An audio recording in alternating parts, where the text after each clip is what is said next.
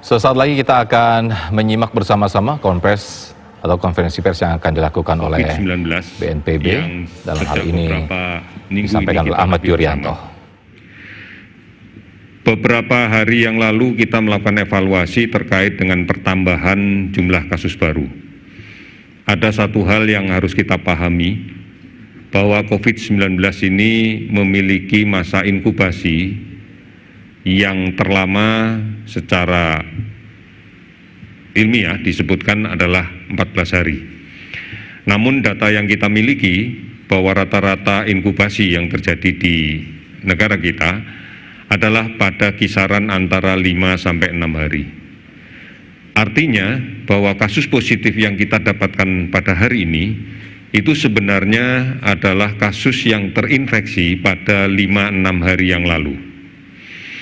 Oleh karena itu, gambaran penambahan kasus hari demi hari itu adalah merepresentasikan apa yang terjadi di 5-6 hari yang lalu. Kita sudah memiliki kesepakatan bersama terkait dengan upaya untuk menghentikan sebaran ini. Di antaranya adalah melaksanakan physical distancing, mengatur jarak.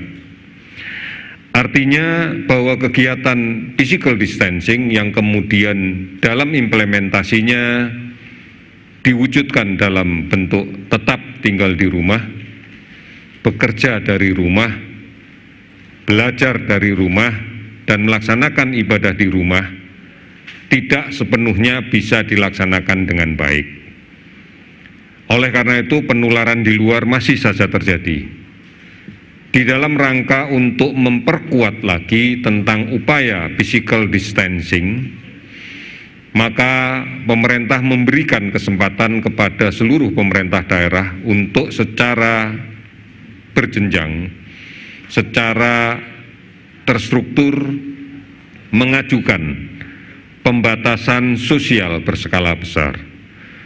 Hakikat dari kegiatan pembatasan sosial berskala besar sebenarnya adalah untuk menegaskan kembali tentang pembatasan-pembatasan aktivitas sosial orang per orang yang sangat memungkinkan terjadinya penularan kasus ini dari seseorang yang positif COVID-19 kepada orang lain yang sangat rentan.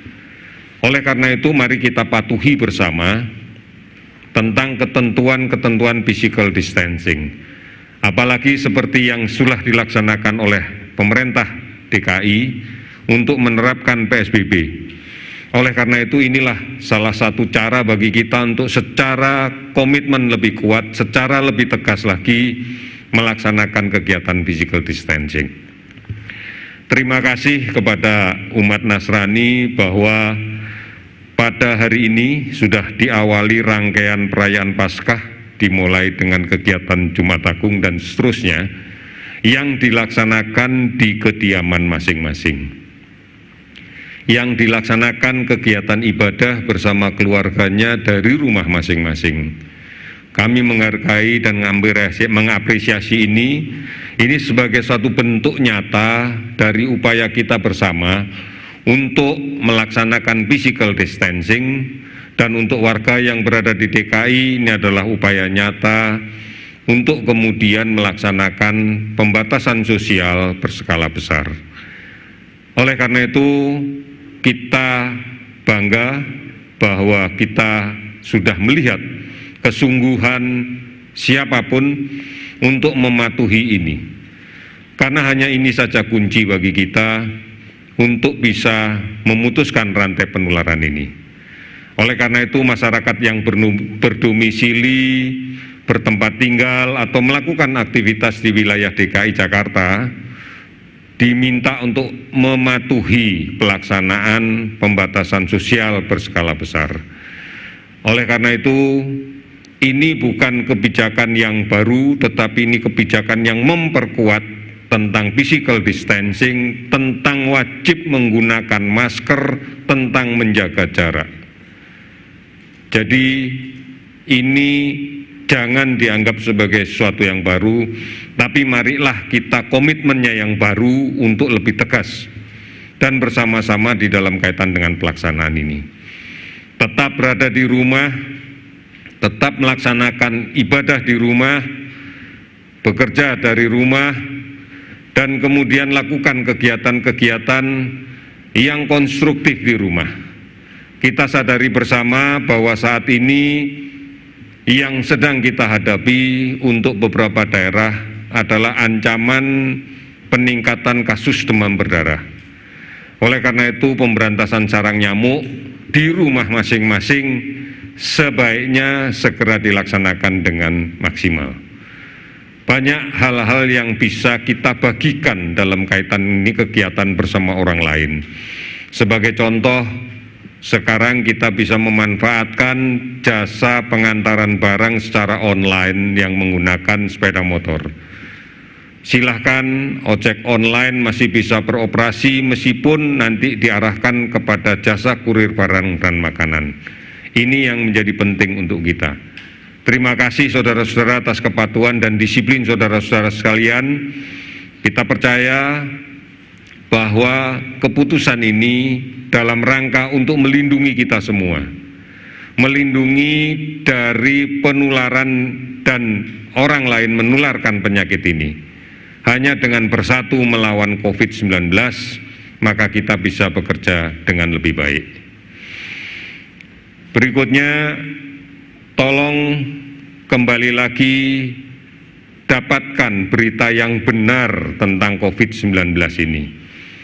Karena ini menjadi penting agar tidak muncul ketakutan yang berlebihan, keresahan yang tanpa dasar, dan bahkan memunculkan kebencian, memunculkan kemarahan terhadap berita-berita yang tidak benar ujung pangkalnya. Silahkan jangan berhenti untuk mengakses informasi tentang COVID-19 pada situs-situs resmi yang sudah kita siapkan. Ada pada portal covid19.go.id, ada hotline di 119, atau WhatsApp COVID-19 yang bisa diakses di 0811 33 39 9000. Ada Halo Kemkes di 15567. Dan banyak sekali aplikasi-aplikasi online yang sudah bekerja sama dengan kita dan akan memberikan informasi yang terus-menerus terkait dengan COVID-19 ini. Saudara-saudara, sampai hari ini sudah lebih dari 19.500 orang yang kita periksa untuk pemeriksaan berbasis pada molekuler dengan menggunakan real-time PCR. Dan kemudian kita sudah mengadakan lebih dari 769.000 APD.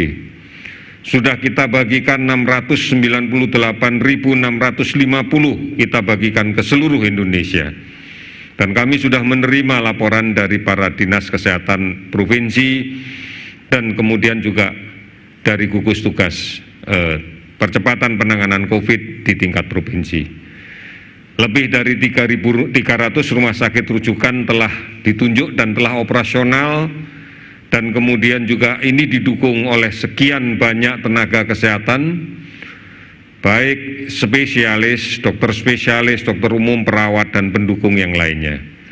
Sampai dengan saat ini sudah lebih dari 18.000 relawan medis dan non-medis yang telah menyatakan kesiapannya untuk membantu penanganan COVID-19 ini secara lebih terstruktur lagi.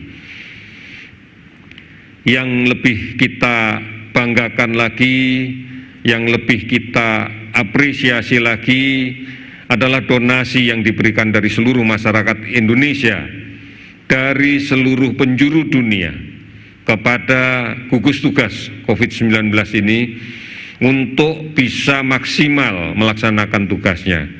Sudah lebih dari 195 miliar rupiah kita terima.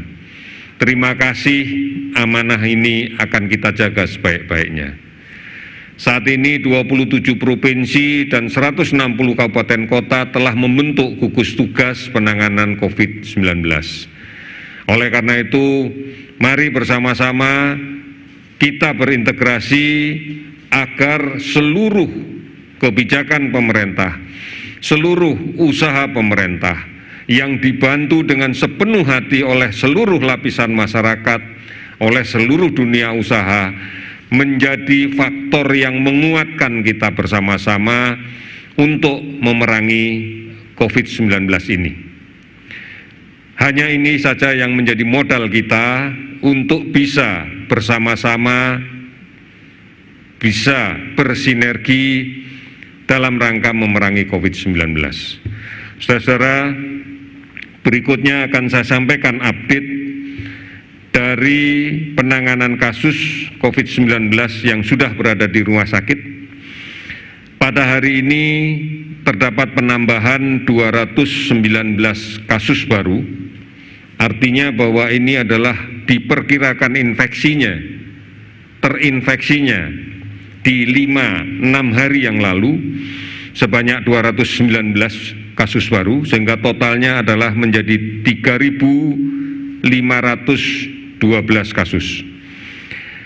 Ada 30 pasien yang sudah sembuh sehingga totalnya menjadi 282 kasus. Kemudian ada 26 yang meninggal sehingga totalnya menjadi 306 kasus. Mari bersama-sama kita harus menyadari betul bahwa proses penularan yang terjadi di tengah-tengah masyarakat harus kita hentikan, harus kita akhiri dengan menjaga jarak, menggunakan masker, tidak perlu keluar rumah jika memang tidak mendesak sama sekali, kurangi resiko-resiko terpapar dengan tidak melakukan perjalanan kemanapun, tetap tinggal di rumah. Ini adalah jawaban yang terbaik. Insya Allah dengan upaya yang seperti ini, maka kita bisa mempercepat proses pandemi di tanah air kita, supaya kita bisa pulih seperti sedia kala. Oleh karena itu, putuskan penularan, patuhi dan disiplin di rumah, patuh dan disiplin menjaga jarak, patuh dan disiplin menggunakan masker, patuh dan disiplin mencuci tangan dengan menggunakan sabun dan air yang mengalir. Oleh karena itu, patuh untuk tidak melakukan perjalanan kemanapun termasuk pulang kampung. Ini sangat penting karena resiko penularan akan menjadi sangat besar, entah di tengah perjalanan, entah setelah sampai ke kampung halaman. Oleh karena itu, jangan mengambil resiko. Pemerintah sudah tegas untuk melarang aparatur sipil negara, Polri dan TNI untuk tidak pulang kampung. Kami akan tetap menjaga ini agar penularan kepada saudara-saudara kita yang di kampung tidak terjadi.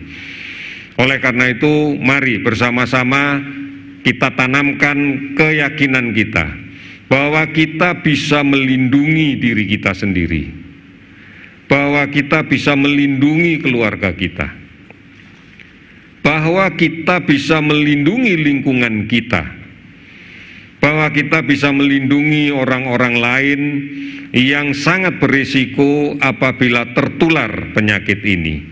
Orang-orang tua kita, orang-orang dengan penyakit kronis menaun yang sudah ada, yang memiliki risiko paling jelek, paling buruk apabila terinfeksi ini. Kita lindungi mereka.